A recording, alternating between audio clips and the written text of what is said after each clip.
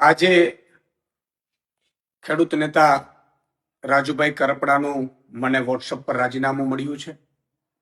મારે વાતથી નથી, પરંતુ એટલું ચોક્કસ કહીશ કે રાજુ કરપડાએ હળદરથી લઈ અને જે મુદ્દાઓ ખેડૂતોને ઉઠાવ્યા, હળદરમાં એક ખેડૂતોને ઉમ્મીદ પણ જાગી. રાજુ કરપડા, પ્રવીણ રામ અને 86 જેટલા લોકો ઉપર ભાજપે અત્યાચાર કર્યો, ભાજપે ખોટા કેસો કર્યા, ભાજપે ડરાવવાની કોશિશ કરી, ભાજપે ખેડૂતો ઉપર પણ માર માર્યો. અને ત્યાર પછી પણ આ ખેડૂતોમાં અને ખેડૂત નેતાઓમાં જોમ અને જુસ્સો રહ્યો. એમણે ખૂબ મહેનત કરી છે ખેડૂતોને લઈને. કઈ મજબૂરી હશે એ હજી મારે જાણી નથી શકાયું, પરંતુ એટલું ચોક્કસ કહીશ કે એમણે ખેડૂતો માટે અને ખેડૂતો માટે વ્યવસ્થિત ભાવ મળે, ભાજપ જે અત્યાચાર કરે છે, ભાજપ જે લૂંટ ચલાવે છે, એપીએમસીમાં લૂંટ ચલાવે છે, એને લઈને એમણે ખૂબ આંદોલનો કર્યા, મહેનત કરી.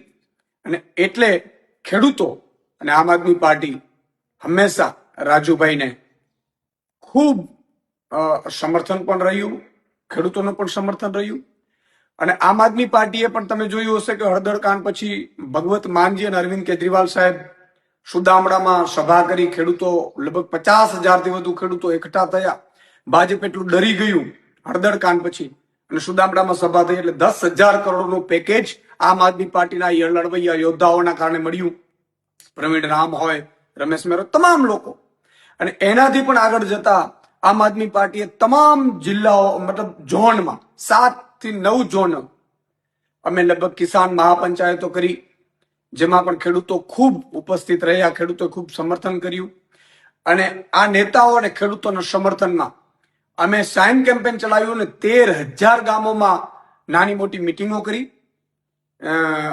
ખેડૂત પંચાયત કરી, ન્યાય પંચાયત, અને લગભગ 80,000થી વધુ ખેડૂતોના આપણે સાઇન કેમ્પેન લઈ અને સમર્થન મેળવ્યું.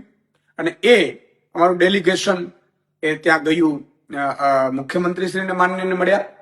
પણ એટલું ચોક્કસ કહેશું કે ખેડૂતોને આમ આદમી પાર્ટીને એના લીડરો ઉપર ખૂબ ઉમ્મીદ છે. અમે ખૂબ સંઘર્ષમાંથી ઉભા થયેલા છીએ. ભાજપ હંમેશા કોશિશ એવી કરતી હોય છે કે લીડરો તૂટી જાય, લીડરોને સામ દામ દંડ ભેદ કરીને હેરાન કરવાની કોશિશ કરવામાં આવે. રાજુભાઈ સાથે સુધી મને હજી ખબર નથી, મારી વાત નથી થઈ. એટલે હમણાં 2 દિવસ પહેલા જ મારા ઘરે કાર્યક્રમમાં આવ્યા હતા. મેં લગભગ તમામ ખેડૂતો અને ખેડૂત નેતાઓનું અહીંયા 10-12 હજાર લોકોની વચ્ચે સન્માન પણ કર્યું હતું, યોદ્ધાઓનું. ખેડૂતો પણ ઉપસ્થિત રહ્યા હતા.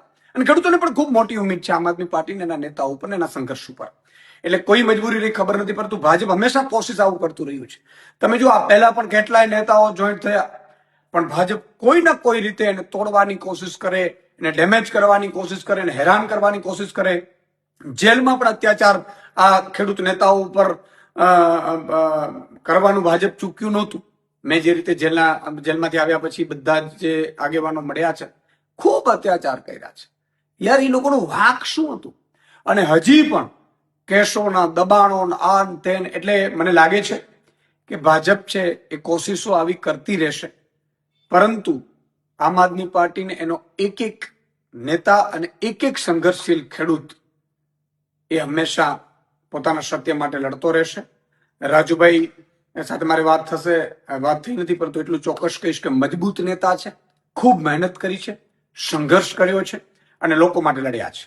જય જવાન, જય કિસાન.